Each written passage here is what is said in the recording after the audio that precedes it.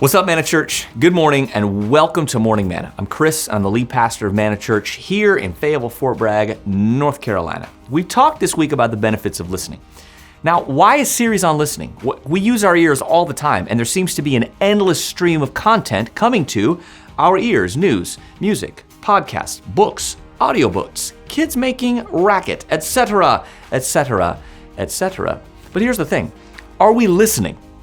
Not taking in information to formulate an argument, and not just letting the sound go on in the background, but actually actively listening. Today we're going to pause talking about benefits, and I'm going to point out a mistake that we make that carries with it a dire consequence. Sometimes we listen but aren't engaged, and that's not always a big deal. I've usually got some music on in the background while I work or while I work out, just some background noise. But sometimes I'm hearing everything that's being said, but I'm ignoring the speaker. Now, to begin with, that can just be plain disrespectful. Nothing quite shows disrespect quite like ignoring someone to their face. Ignoring is the height of disrespect because it says to the one you're ignoring, you don't have a voice and what you're saying is beneath me. Now, there's some power in ignoring. We frequently think that an insult should be rebutted by another insult.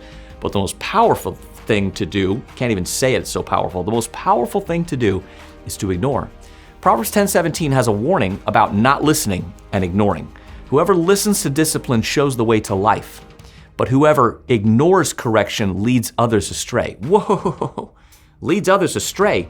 Yes, this verse warns us that listening or ignoring not only dictate our pathway, but also that others will observe us and follow us on the way to life or on a way that strays. Now, wait a minute. That's a lot. There are a lot of people that are saying a lot of things to me. Who do I listen to? I love that question. Listen, it's 2020 and we all have phones, which means we all have a voice. And that's important. I'm not against that. What I am against is the ideal that we all have equal voices in each other's lives. Let me tell you something. Listen to God, listen to your family and close friends, and listen to your small group. I'm serious about that. Proverbs says, faithful are the wounds of a friend. If we ignore God, if we ignore our families and close friends, and if we ignore those who have a vested interest in our success, we behave foolishly. We go astray and we lead others astray. Today's message is quite simple. It's a challenge, but we cannot afford to ignore those close voices in our lives. A lot of Christians say, I just need to hear from God, and that's all I need. That's pretty dangerous. You hear God through your spirit's connection to the Holy Spirit, but you interpret that through your fallen, sinful soul. So the bad news is you're not 100% on hearing correctly.